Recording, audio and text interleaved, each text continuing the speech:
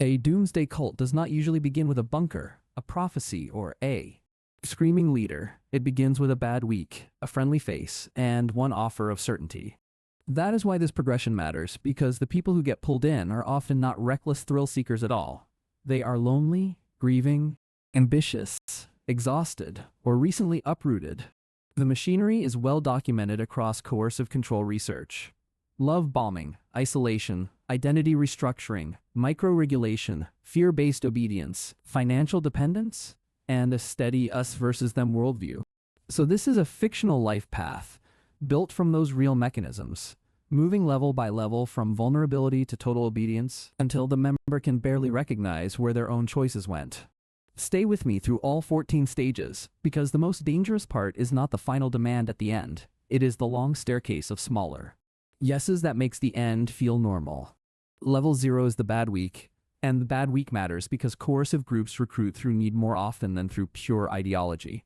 Maybe you lost a job on Monday, moved to a new city in the same month, came out of a relationship that hollowed you out, or simply hit a stretch of life with no structure. You are not hunting for a cult label at this point. You are hunting for relief, routine, interpretation, and one room where somebody acts glad that you walked in. That vulnerability is not stupidity. It is the normal human hunger for certainty when the familiar scaffolding has just collapsed. Then level 1 arrives, and level 1 is recruitment disguised as kindness. A stranger invites you to a study circle, a survival seminar, a wellness retreat, a truth gathering, or a community that says it understands what the rest of society missed. The welcome is almost unnaturally efficient. They remember your name fast, mirror your worries, praise your sensitivity, and tell you your confusion is evidence that you are searching deeply. This is love bombing. Concentrated attention, instant belonging, repeated affirmation, and the feeling that 10 minutes with these people somehow feels warmer than 10 years with your old circle. The dangerous shift is subtle. You leave the meeting thinking these people saw something in you that everyone else ignored. Level 2 is the handler, and the handler matters because groups rarely dump the leader on you first. One person becomes your interpreter. They text constantly, check how you slept, explain the jargon, soften every concern, and reroute your doubts through the group's own emotional logic. If your family sounds worried, the handler says your family is reacting from fear. If your old friends sound skeptical, the handler says skepticism is what growth always looks like to outsiders. Direct arguments are not even necessary yet. The handler simply frames every question as proof that you need more guidance, more meetings, and more protection from your old confusion. By the end of this stage, your private worries no longer stay private. They travel through one trusted insider who works for the group's worldview, not yours. Level 3 is special knowledge, and this is where anxiety gets converted into meaning. Now the group reveals why it is different. Maybe civilization is collapsing, maybe governments and media are hiding the signs, maybe science, religion, or education all miss the true pattern. The doctrine does not need to be coherent in academic terms. It needs to feel clarifying to somebody whose life recently felt random and fractured. Fear starts feeling organized. The chaos in the news becomes evidence. Your personal instability becomes preparation. The group's narrative turns stress into mission. That is the turning point. You do not just feel scared anymore. You feel like one of the few people finally reading the map correctly. Level 4 is the first sacrifice, and no cult asks for everything on day 1 because that would trigger the alarm too early. Instead, the first request sounds small. Skip one family event. Donate one weekend. Stop reading one outside source. Pay for one extra class that costs more than you expected. The object itself is almost secondary. The real test is whether you will cross a line that the older version of you would have called unreasonable. Once you sacrifice for a belief, your mind becomes more invested in defending the belief. Admitting the sacrifice was pointless would hurt more than rationalizing it as growth. So the first compromise is never just one weekend or one payment. It is a rehearsal for future obedience. Level 5 is new vocabulary, and this is where the group starts shrinking your mental escape routes. Ordinary language gets relabeled. Concerned parents become negative influences. Exhaustion becomes purification. Doubt becomes ego. Financial extraction becomes commitment. Blind obedience becomes trust. This matters because language is not decorative. If a group controls the words available to you, it starts controlling which thoughts feel legitimate and which ones feel shameful before they are even spoken. You stop arguing in your old categories because your old categories are now framed as corrupt, shallow, or spiritually asleep. At that moment, the group is not only teaching beliefs, it is changing the software through which belief gets processed. Level 6 is isolation, and the group often reaches it without ever saying the blunt sentence, cut off your family. Instead, it says your relatives do not respect your transformation, your partner is threatened by your awakening, your friends are trapped in the old system, or outside criticism is spiritual sabotage. Every hard conversation with outsiders now arrives pre-interpreted. By the time your mother sounds frightened, you already have the group's translation for why she sounds that way. Contact with non-members becomes draining because it creates guilt, friction, and the risk of hearing language you are no longer supposed to trust. The people who could help pull you out are slowly recast as the people you need protection from. Level 7 is the inner circle, which feels like promotion, but works like deeper captivity. You are invited closer, trusted with private teachings, given special access, or assigned tasks that flatter your sense of being unusually mature, prepared, or brave. This is intoxicating because rank answers a new emotional need. You are no longer just safe inside the system. You are important inside the system. But inner circle life is not freedom.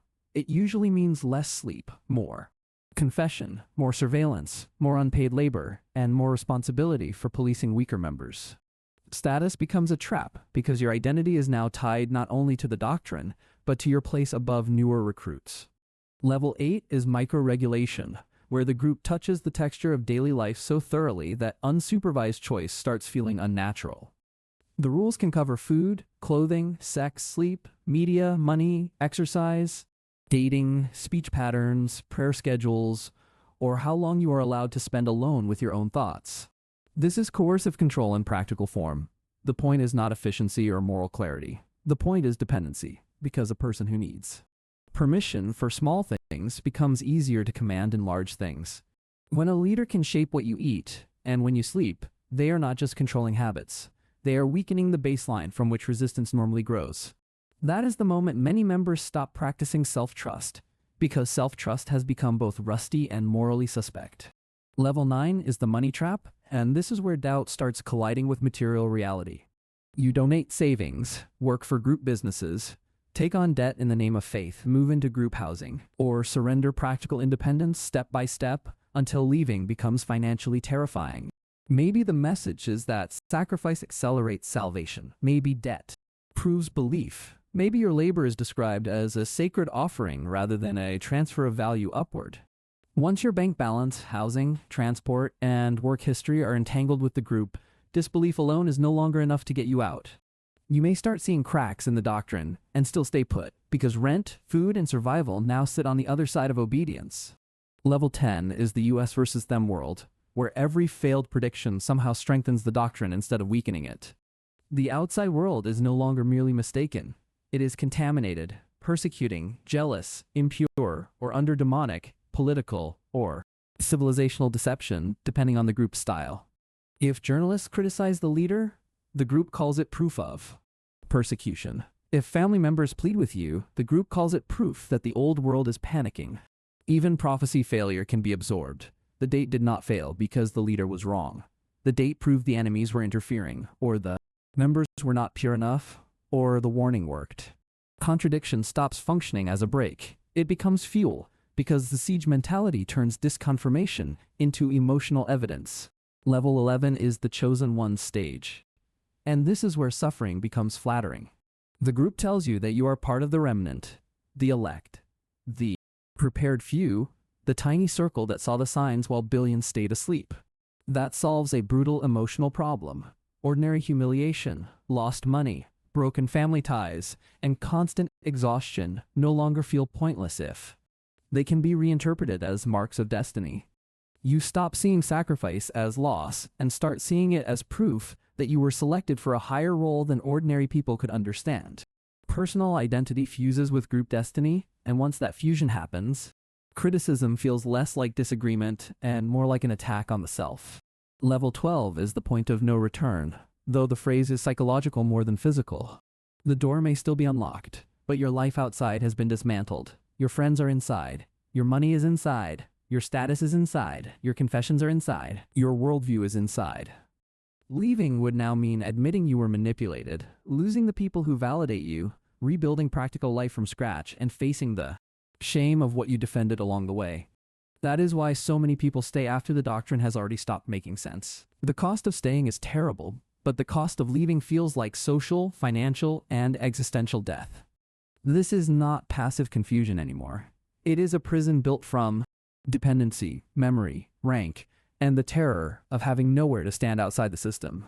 Level 13 is the final demand, and every coercive structure eventually reaches for one decisive proof. The demand might be total obedience, a public confession, a dangerous assignment, irreversible separation, complete asset surrender, or participation in something you once would have called unthinkable. The final step looks shocking from the outside only because outsiders are seeing the staircase and the last stair at the same time. The member is seeing only the next small act. Nobody arrives here in one leap. They arrive through a long training process that taught them to distrust their own judgment while outsourcing meaning, identity, and safety to the group. That is the deepest horror in the whole progression. Not that the leader hypnotized everybody instantly, but that a normal human mind was incrementally reorganized. So why does this progression work so reliably across very different kinds of groups? Because the group becomes the member's main source of belonging, interpretation, routine, and emotional regulation. Fear matters, but fear of punishment is only half the story. Fear of meaninglessness, loneliness, and total life collapse can be even more powerful than fear of direct harm. The member is not brainwashed in one cinematic moment. The member is gradually restructured through time control, information control, sleep disruption, reward cycles, shame, and rehearsed dependence. That is also why prevention starts earlier than most people think. It starts before the compound, before the leader's final command, and before the obvious headlines ever appear. The early warning signs are plain when you know the pattern. Instant intimacy that feels too perfect, pressure to stop asking certain questions, and leaders who frame doubt as moral weakness. Add warnings about family, claims of hidden truth that only insiders can grasp, escalating demands for money or labor, and growing control over food, sleep, sex, reading, or movement. If a group keeps insisting that outsiders are dangerous, jealous, contaminated, or incapable of understanding the mission, that is not spiritual depth. That is isolation work in progress. If every sacrifice somehow proves virtue, every criticism proves persecution, and every contradiction proves the doctrine is under attack, you are not looking at wisdom. You are looking at a closed belief loop. The biggest myth about doomsday cults is that they recruit only the foolish. The better evidence says they recruit the human, the lonely, the grieving, the hopeful, the ambitious, the exhausted. That is why critical thinking matters, but so do community, emotional stability, practical independence, and the right to keep one's own mind even when life feels unbearable. The line to watch is not only what a group believes about the end of the world. The line to watch is what the group demands you surrender in order to belong inside its story. If this level-by-level breakdown sharpened your radar for coercive control, watch the next psychology storytelling video on this channel, because the safest exit often begins with recognizing the pattern before level 4 ever arrives.